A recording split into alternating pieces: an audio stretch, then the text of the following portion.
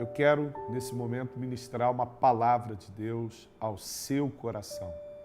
Como profeta de esperança para a sua vida, eu gostaria de meditar numa palavra que está escrita em 2 Crônicas, capítulo 20, verso 35, 36 e o verso de número 37. Diz-nos assim a palavra: Porém, depois disso, Josafá, rei de Judá, se aliou com Acasias, rei de Israel, que procedeu com toda impiedade. E aliou-se com ele para fazerem navios que fossem a Tarsis, e fizeram os navios em Ezion-Geber. Porém, Eliezer, filho de Dodavá de Maressa, profetizou contra Josafá, dizendo: Visto que te aliaste com Acasias, o Senhor despedaçou as tuas obras. Os navios se quebraram e não puderam ir a Tarsis. Nós estamos diante de uma palavra que fala de um momento na história de um dos mais notáveis reis da história bíblica. Josafá é um grande rei. Ele inicia o seu governo com 35 anos de idade, herdando o trono de seu pai, rei Asa, que não foi também um mau rei, foi um rei também temente ao Senhor. Josafá, ele começa o seu governo destruindo todos os postes, ídolos de adoração a deuses estranhos, reformando o culto ao único, ao indivisível, ao absoluto Deus. O texto que nós acabamos de ler, ele trata de um dos mais notáveis reis da história bíblica, Josafá. Josafá é um grande rei, um rei temente ao Senhor.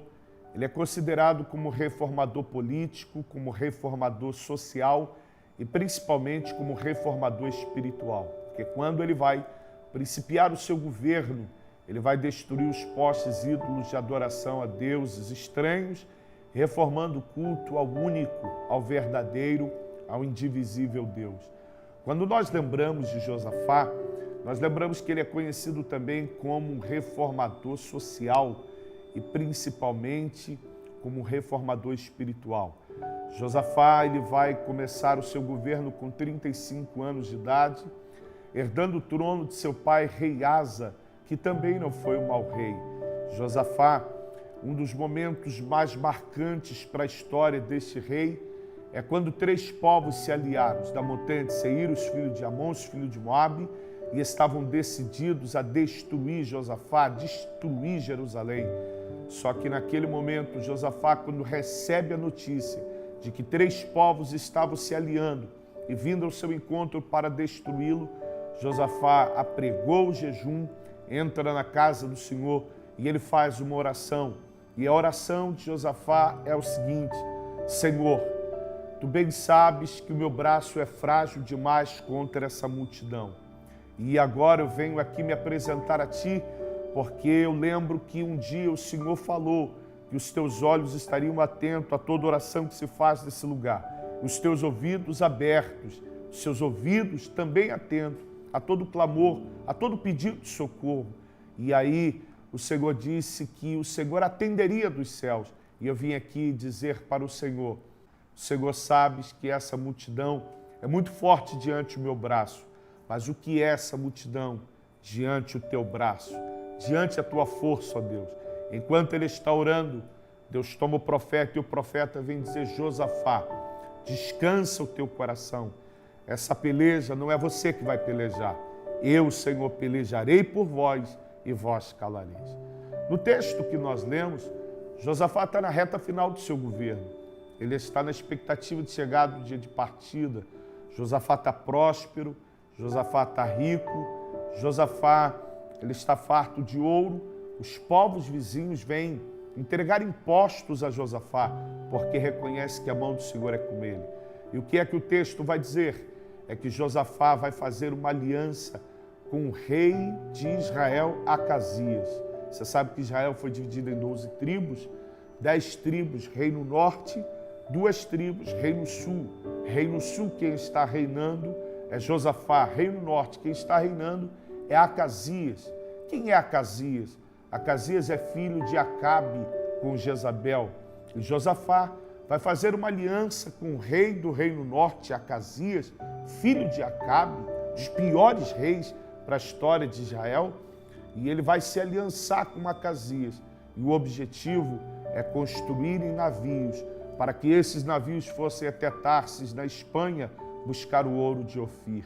Queridos, eles estão construindo navios e eu imagino que de um lado do Reino Norte vem ofertas para a construção desses navios. Vem madeira, vem betume. Do lado do Reino Sul vem alimentação para a embarcação, vem a tripulação. Estão preparando tudo para a viagem. E não é um navio. Observe que o texto ele entra no plural e a palavra navio entra dentro do plural quantitativo indefinido. No mínimo 2 navios. Estão construindo navios para que esses navios fossem até Tarsis, na Espanha, buscar o ouro de Ofir. Só que enquanto estão em viagem, em direção ao ouro, a Bíblia vai dizer, a palavra que lemos, que o Senhor entrou nas águas e destruiu todos os navios, quebrou os navios e não deixou ninguém arrumar culpado ou empurrar a culpa para alguém. Assumiu a responsabilidade, tomou o profeta Eliezer, filho de Dodavá de Maressa, e o profeta vai dizer, Josafá, por que te aliaste com Acasias? Eu, Senhor, destruí todas as suas obras. Os navios se quebraram e não puderam ir a Tarsis. Eu vim aqui pregar sobre isso. Tem hora que quem quebra os nossos navios é o próprio Deus. Tem hora que quem desfaz os nossos projetos, quem desfaz os nossos sonhos, quem cancela os nossos objetivos e projetos é o próprio Deus.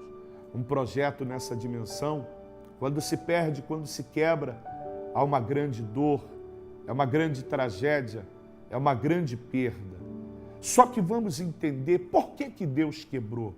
Primeiro, Deus quebrou os navios porque amava Josafá e não desejava perdê-lo, porque Deus entende que é melhor tê-lo com lágrima nos olhos e pedaço de madeira na mão, porque o barco quebrou, o navio quebrou, mas tê-lo na presença dele do que tê-lo distante, com o bolso cheio de ouro, mas fora da presença de Deus. Você está entendendo por que alguns projetos se quebraram? Você está entendendo por que alguns sonhos se desfizeram? Pode estar doendo para você, mas Deus está dizendo, eu fiz doer porque eu te amo e não aceito te perder. Até na dor, Deus revela amor. Para você está tudo acabado, para Deus é o início de uma história. Para você está tudo encerrado, para Deus é o início de uma nova etapa. Para você está tudo terminado, para Deus é o play, é o pontapé inicial por um tempo poderoso de Deus. Para você está tudo em ruínas, para Deus é o início de uma história poderosa. Receba essa palavra. Entenda uma coisa, algumas coisas se desfizeram para Deus te trazer de volta ao centro da vontade dele. Terceira lição, por que Deus quebrou os navios? Quebrou? Está no próprio texto, por causa da aliança que Deus não havia aprovado. A Josafá se aliançou com Acasias e Deus não aprovou. Tem gente que entra na nossa história só para empurrar a nossa embarcação para trás, só para nos gerar prejuízos. E eu vim como profeta de Deus aqui dizer que Deus não aceita ser substituído por alguns Acasias. Ele vai colocar alguém cheio da presença dele no teu caminho, para que a tua história ande para frente. Se prepare, não se espante, porque quem sabe dessa programação, desta palavra em diante, Deus remove alguns Acasias de dentro do seu barco, do barco da sua história, só para não te perder, só para não te ter distante e só para mudar a sua direção. Vamos orar? Deus, eu quero bendizer e louvar o teu nome por estarmos aqui nesta programação. Louvamos o teu nome por poder ministrar a tua palavra ao coração de tanta gente agora que estão desesperados, sem direção, perplexas pelas perdas, sentindo dores por tantas lutas, tragédias, mas que através desse programa, através dessa palavra, uma nova história, uma nova fase comece para a glória do teu nome.